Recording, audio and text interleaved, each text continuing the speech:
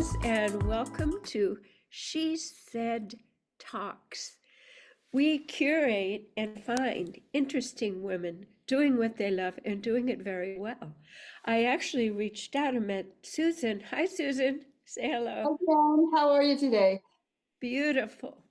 Beautiful, except for some allergies. Hopefully, I might Kleenex handy. We're both nature girls, and later we're going to talk about the 5 acres she lives on. But I reached out for Susan because I have this inner impulse to find tribe and to meet them and to see how we can interact and activate each other and support each other. And I knew that she was on the team. She's a very spiritual being, Susan Menanno. And in fact, I was just reading, we'll talk in a moment about the different types of things she does. She does soul clearings, reading, shamanic work. And I have some questions about all of that work. But I want to say from the first moment I spoke to her, the vibration of her voice is absolute truth. And she's very smart. And if I get stuck up in a tree, which isn't too often, but when I get stuck, I call Susan. She's always available that day and has something really compassionate and warm and brilliant to say to unwind my human conundrum of the day. So, welcome, Susan. Where are you living? Thank you so much, Jen. I am actually outside of Portland, Oregon, southeast of Portland, a little town called Sandy, but I'm even outside of Sandy, along the Sandy River Gorge, on a beautiful piece of forested 5 acres, beautiful Douglas fir, western red cedar. And we were talking earlier about the cottonwood that grow here on the property, and they're huge. They're huge. And this time of year, they put down these little cotton balls and they open up. And so, though it's a beautiful blue sky, it's like it's snowing out, but it's more like feathers, this cotton just drifting through the air. And so it's fun to walk through. You've got allergies. My nose has been a little runny. Maybe it's because of these cottons and the cottonwood trees, but everything this year is just prolific. We've had so much rain in Portland area, gets so much rain up here in the Pacific Northwest. This year we've really had our share in that we've had sun, rain, sun, rain. So we've had the intermittentness. So the forest is beautiful. I love walking in it. I shoot videos of it to share my part of the world with other people as well. So thanks for asking. It's a lovely place to be right here on the edge of reception. So, connection is oftentimes fun to play with, spirits afoot. So, we're lucky to have this connection, this interview today. So, Susan, your work is spiritual. You can see people's souls. And if they have issues, you can is that Akashic record work? Tell me, how did you get into this work and what is your skill set and what is your approach? Well, it's interesting, and thank you for asking the question. Years ago in the 1980s, I met and had the honor of working with two incredibly old souls. They were from Hawaii, and they said they came looking for me. And that can be baffling in itself. But their names were Ruby and Warren Newton. And I was young in the 80s. I was in my 20s, mid 20s. And they're talking about all these spiritual concepts and spiritual teachings. And a lot of it was biblical, a lot of it was not. But I got intrigued. And they started to talk to me about the Akashic record. And sometimes I just work with Ruby. Sometimes I just work with Warren. Sometimes I worked with both of them. And when I say worked, mostly I sat there and listened, and one could ask questions, and you never got a direct answer. Warren always used to say, "We're going to go around the barn on this." And I'd be scratching my head, just wondering what in the world is he talking about? Well, back then he had a cassette tape player. So he would make a tape of everything. So I remember them both looking at me as they're handing me this cassette. And oftentimes I had to listen to it 2 or 3 times to really flush out what it was they were saying, how they were answering my questions. I don't even know what I was asking then, but the depth was incredible. Now, I always wanted to make other people feel good about who they are. And I know we've all had people that have impressed their kindness on us. My high school counselor always had her door open. If you had problems or not, you could just go in and she listened to you and you felt heard. My grandmother sitting at the kitchen table with her, and she would be playing cards, but just listening to me talk. And I thought, I want to be like that. So, coincidence or how spirit guides, I meet Warren and Ruby. Well, at that time, my husband and I were actively working. We had 2 kids. They told me then I'd be doing soul readings in the future. And I questioned that, like, what is that? And I thought, I'll be laughed off the planet, right? So I put it over here for quite a while. And time went by, and I kept having these interesting experiences. I started reading more books. I spent a lot of time alone in nature. I was a wilderness ranger for the Forest Service. And so I would take a lot of books. The Carlos Castaneda books come to mind. And I always wanted to read them outside because I was putting the teachings together of Ruby and Warren, coupled with these teachings that Carlos Castaneda was talking about, a UCLA anthropologist, and how he met a shaman, Don Juan. And interestingly enough, I remember sitting on the ridge tops and I want to meet my Don Juan and calling my Don Juan forth. And, I meet Ruby and Warren, still wasn't putting the connection together then that I would be doing what I do now. So I always feel, I always give credit to spirit, the universe, the all that is. We call it what we will, God, the light of love. Uh, when people come to me, I'm always closing my eyes and really tuning into, yes, the Akashic record, their Akashic record, their soul contract, why you're here, why we're all here, what we're experiencing. I call it, it's remembering, really remembering who we are. We all know it. If you will, there's no new information. We Warby, Ruby and Warren teased it out of me. And when they went around the barn, and the more I listened to these tapes, the more and I'm sure, Jan, you've had these experiences too. You just know things when people say things, or you've had experiences of, I've been here before, or I've met these people. Yeah. So if it's past lives, if people believe in past lives and or not, it all started to flush itself out.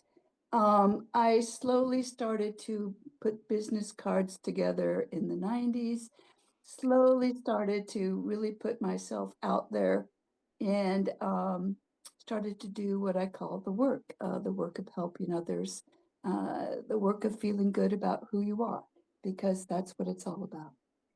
Now, how did that work with the family? Is the husband still in the picture? Yeah, the husband's still in the picture. He's a real rock for me. Oftentimes, if I do several readings in a day, and Gino reads the etheric record, my husband Gino, and we can bounce things off of each other. We remind each other. He sat with Ruby and Warren as well too. Our Oh, oldest wonderful. Forrest, our oldest son Forrest actually sat with them when he was 4, 5, and 6, and he remembers. I was pregnant with our son River, and Warren did Reiki on my stomach. Both our sons are married now. Our younger son has 2 children of his own, so we're grandparents. And it's just this whole journey of being told one thing and putting it aside, but keep coming back to it. Being alone in the wild, I kept coming back to it. I wanted, making it holistic as a mother, as a woman, as a equal rights for women advocate, and finding my way through the 70s and 80s. And gosh, here we are already in the 21st century. And yeah, uh, Our sons are both intuitive as well. We all are when you think about it. You know, What a my divine family and a supportive husband. You're really blessed. You're very thank blessed. I loved how nature was always your go-to. Why? Because we stopped thinking. And yes. we can just be present. So you've supported yourself by resonating and allowing yourself to have this wonderful supportive family, and they're psychic and they understand you. I mean, this is unusual. I interview a lot of people and they end up having to step out of 3D, and you all did it together as a family. I love that. So at what point or what do you feel that you got clarity on what is your purpose in this birth time, this timeline, this lifetime, this incarnation? Well, I believe obviously this is my purpose, that I had the wonderful experience and support of family to be a wilderness ranger for the Forest Service, which means I would be gone for 4 to 5 days out of the week, which means when you're alone in nature, your senses are heightened. Everything that I read, everything that I was told, and it started to come to life in me. And I remember bowing to the wilderness before I went in and turning and bowing to the wilderness when I came out, wanting to hold that feeling of a depth of connection. And that's what brought me into being able to help people connect with their own desires, with their own soul purpose, of just being a guide. I can only, it's like you can lead the horse to water, but people, you know, I'm just here to open the gate, but I can't lead people through the gate, if you will. It's like they have to come in and put together what moves through me for them, what spirit through me has to say for them. I don't get to see everything. I don't get to see the big world picture. I am only foretold that I could only say so much, if you will. That's where I feel like I just open the gate for people to find that depth of awareness of who they are, the journey of remembering, right? So I didn't realize that this would be where I would end up in my 60s, moving into my 70s. But when we all kind of reflect back on our life, we see that, this is what we're meant to be doing. I've noticed in the readings, it's almost as if you are reassuring me that I know what to do. And the words that come, it's almost as if you are my higher self reassuring me that I've got this. And I notice that you never take away my free will and decide something and say, this is what you should do, Jan, or this is what's happening. You really it created educational portal for me to hold on to and take a higher road and see the correct spiritual step for me. So that's Well, thank you. positive. Thank you. That's what Ruby and Warren did for me. I mean, I can't foresee the future, and I don't want to. That's for us to create on our own, right? And thank you for that. It's an honor to that you share that with me. I never know necessarily how people will react or respond. I used to worry a little bit more about, and I remember actually in a lot of readings telling myself when information would come through, me, Susan, saying, I can't say that. But having to be able to just let it flow, knowing that it's what needs to be felt. Yeah. It's what needs to be heard. And so the more that we all allow that sense of higher purpose, that sense of higher self of who we all are to really integrate into the here and the now, um, we're happier, we're joyful, and we want to spread that out, to others, and the ripples just keep going out. So it's a joy to do this. It's rather amazing to talk about how it's all played out in my life, and I'm very happy to be doing it. And it's how you say things. And so when I recognize a master, someone that I trust that I've walked with in another lifetime and getting to know in this lifetime, it is in the vibration of the voice. And when you speak, there's a trustworthy mother essence, divine mother essence, that I would never bring harm to you. And like when you open the doors, just say that next thing. That's exactly what they need to hear. Game changer. And it's how you say it.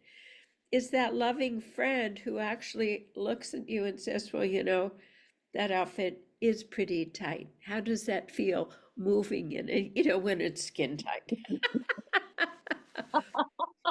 So you make the truth receivable. And this is very important in our political and social fabric now.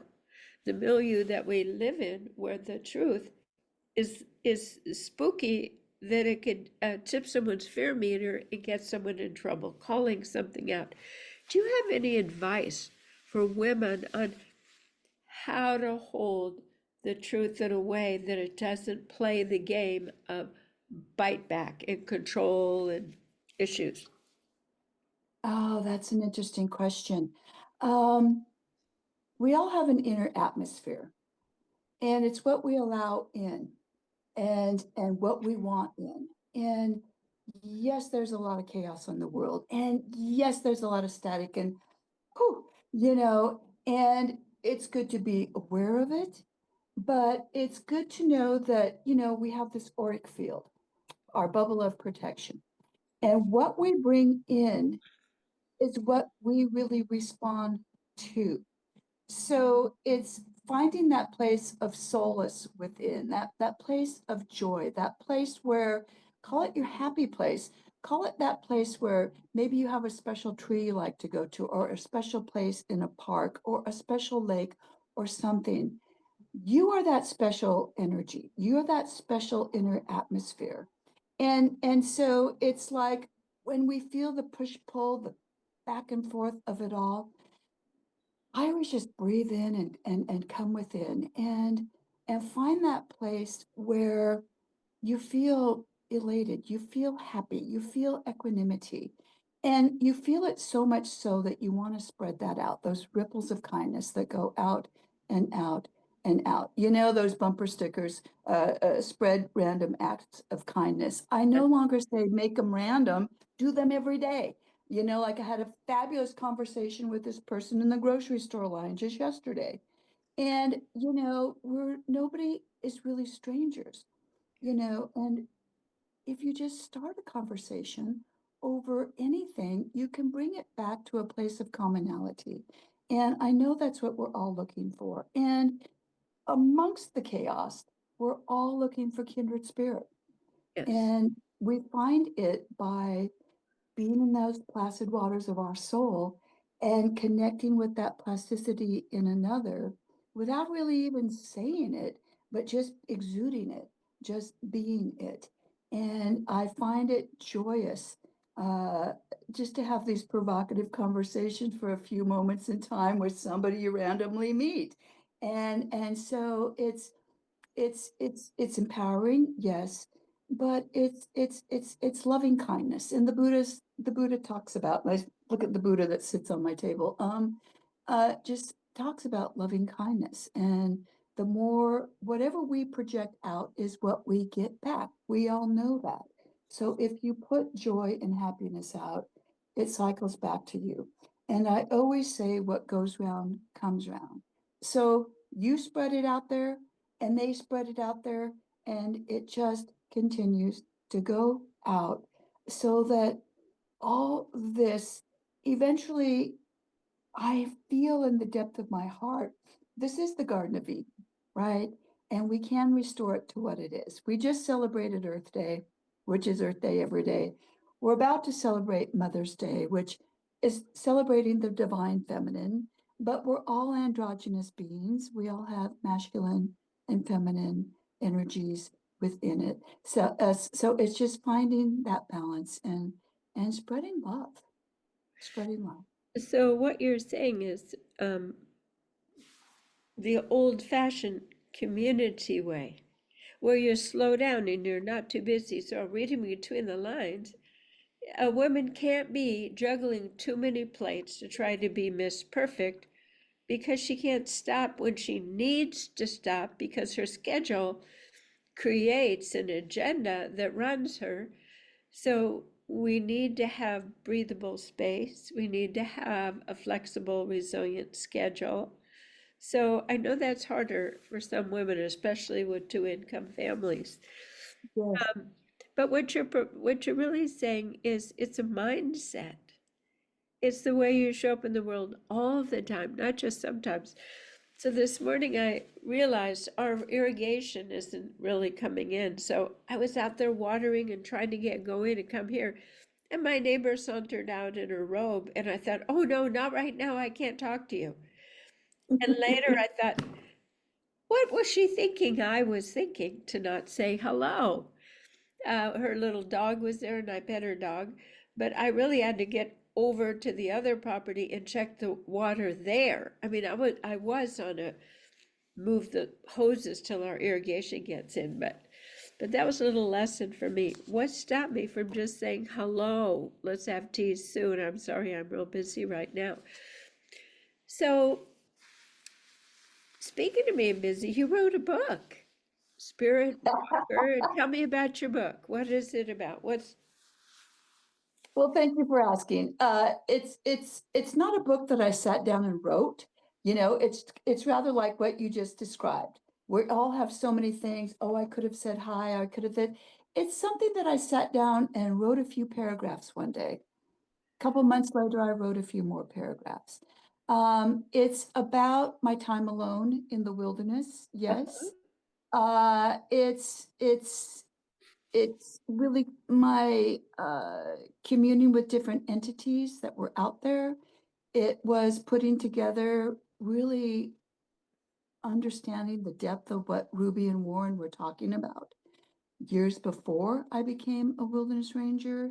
Um, it's just about the spirit of the land and how the land, wild, open spaces just moves me so. And it was interesting because I, when I wrote it, when I got done with it, I just rather put it aside one day. Um, my mother had asked me, what was I doing? I said, oh, I wrote a book. And she goes, well, let me look at it. And I said, okay. So she goes, well, let me edit it. And I'm like, okay. So she breaks out her red pen and she edits it. And she tells me I can either keep the edits and or not. And it's interesting in my mind how the book rather flows because it's not something that I just sat and wrote. A little bit here, a little bit here, a little bit there. My husband and I were trustworthy enough that we sold everything that we owned and we've jumped in a motorhome and we jumped in it in 2012 and we left Ashland, Oregon, and we started traveling. And so that's really when I sat down and wrote the book. So I recycled back in. My mom was now living with my older son, and we had dropped off to visit family here in Portland. And that's when mom read the book. And so there's experiences about us, all of a sudden we end up in Malibu and a beautiful place to be. And there's some talking in the book about Malibu, combining my solo experiences in wilderness and just all these adventures of life that I've had. And again, entities I've met along the way, entities like the water bearer, who I met at a place called Ranger Springs in Sky Lakes Wilderness in Southern Oregon, a protector of the light, who I met up on the top of Aspen Butte in Mountain Lakes Wilderness, also in Southern Oregon. This native elder who came to me, Kajiwa, who I wrote about her. I channeled her in the Red Buttes. I worked in the Red Buttes Wilderness for 11 seasons consecutively.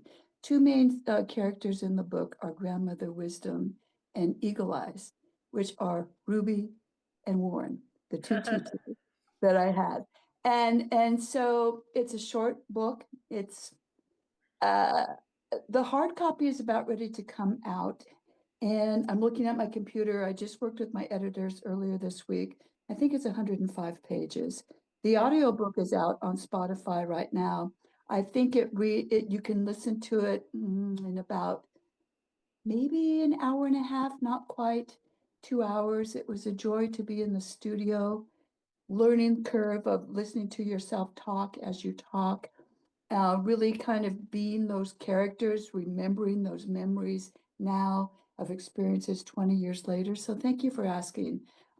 It's a book of my journey of life.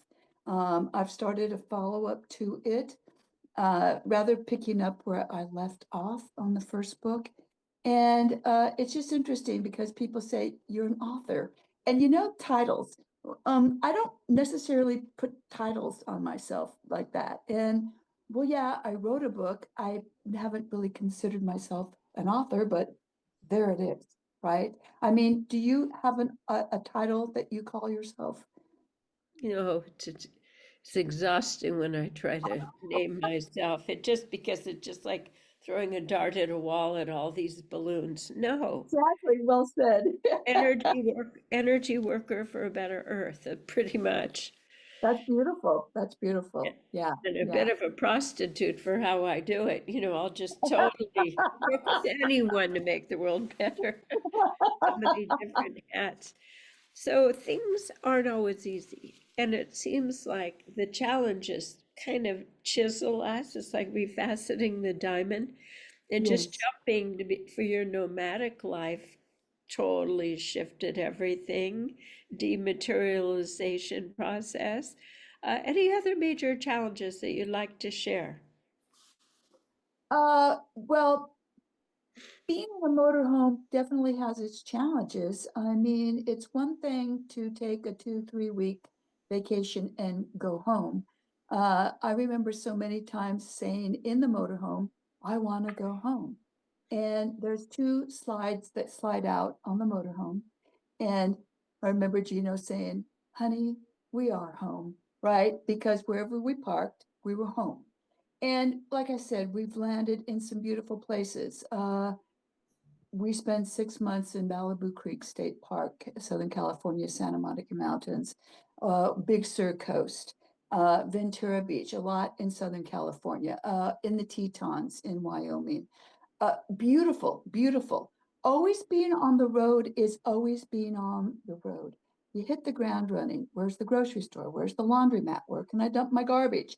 Things you don't necessarily think of. I need propane. We got to put gas in the pony. We call the motorhome our infinity pony.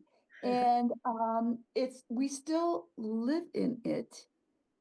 It's parked on these 5 acres, which belongs to our older son and his wife. It's their property.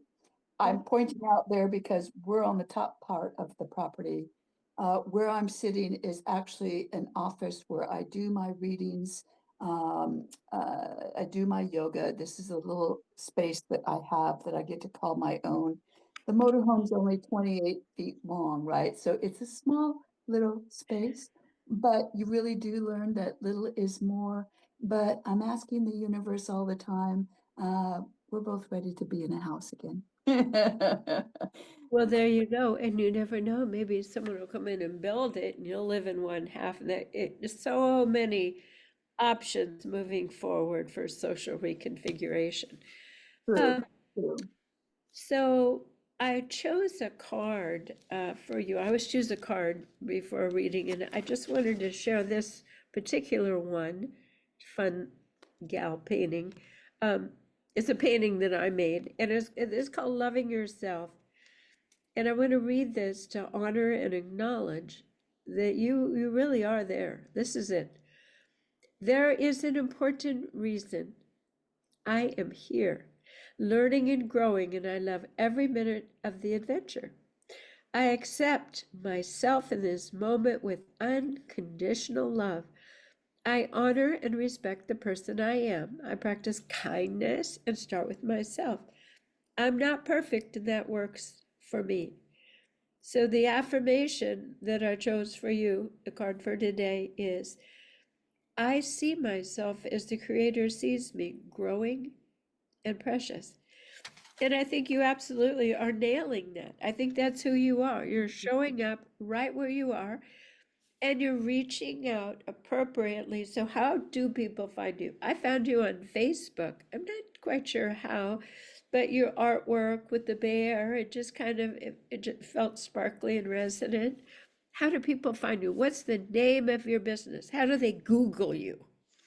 Well, you can Google my name. The name of my business is Shaman Walks. My husband came up with that name eons ago. The website is shamanwalks.org.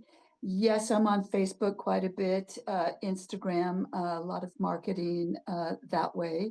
As you said, I offer soul readings, chakra clearing, soul retrievals, and the like. It's a joy to be able to do this work. Uh, Thank you for really seeing me. That card was eloquent and says so much. Um, yeah, it's like here I am living on some property, living out on the land again, that feeds me and giving thanks. The bunnies, we have bunnies that hop around, deer, coyote come through. It's just beautiful to watch the natural flow as I'm watching the cotton fall from the trees. But yes, shamanwalks.org. The book is available there. I'm available there. I like to post up a lot of natural settings. Interesting that you were attracted to a bear because when I lived in the Red Buttes, I actually shared my base camp with a mother bear for 11 seasons. I've got endless stories about living with her and how we looked out for each other. I've been encouraged to write a little bit more about that. It was fascinating. Very fascinating. So do you do animal communication for people? I have, yes, I have. A lot of people, cats and or dogs, but oftentimes, spirit through me and with their connection, our spirits meet, our higher selves meet, our souls meet. It can be, you've got coyote medicine or bear medicine or elk medicine, eagle, whatever it is that comes through. This one woman years ago, I told her she was White Buffalo Medicine Woman. It just came through. And it was interesting that she resonated with that and had visions of that. So, it's like we all have this higher source energy pouring through us, right? So that's why I say this inner atmosphere of who we are and, pull it down and move up within it. A lot of information I've read that our light bodies they stand a good 12 to 15 to 20 feet above us.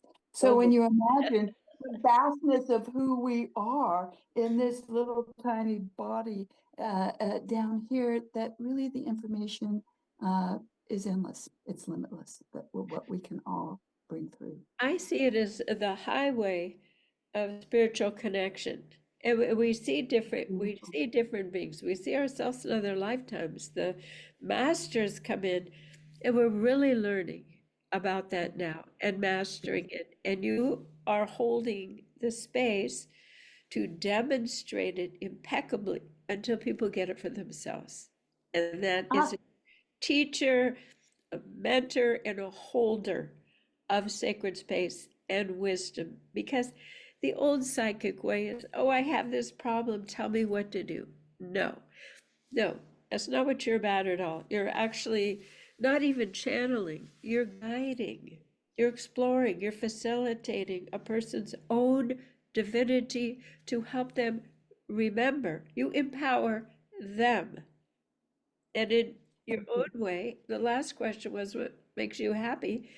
And I think the mobile of your life, being in service, using your gifts, having a loving home and nature, I can't imagine anything happier. Well, thank you. That is what makes me happy. I took a little walk at our local fish hatchery yesterday.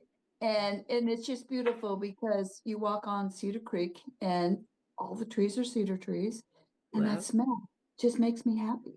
And it's a scent beautiful. that clears all senses. And these trees are huge. And you walk this ridge and you drop down, and Cedar Creek flows into the Sandy River. And the song of the river is just that most happiest sound in the world. So I fill myself up with that. And then it's that energy that I hook into with other people. And we just feel the true vastness of what we are beyond this mind, and beyond this body, that spirit of love of who we Divine are. flow. Divine flow. You're It's incredible, Jan. absolute divine flow. Just keep opening hatches for that. And I love how you demonstrate it, you live it, and you share it, and you teach it. So, Susan Menanno, and you can find her repeat how they can find you again, Shaman Walks. At shamanwalks.org, and it would be a joy to work with anybody and everybody. And thank you so much for this. I just reached out to you. We haven't known each other that long, as you say. So thank you, Jan. Thank you so much for this today. I appreciate you. My pleasure to support a sister on the path because we're interconnected. And a lot of people say, Jan, I need help. And I say, well, my gifts are this, but now I know your specific gifts a little bit more, so it's easy to refer to you. We refer to each other. If women have fear of speaking up, ta-da, that's my expertise right there. All right. Blessings, Susan, until I call you again. Enjoy Thank you, your Jan. Blessings. namaste.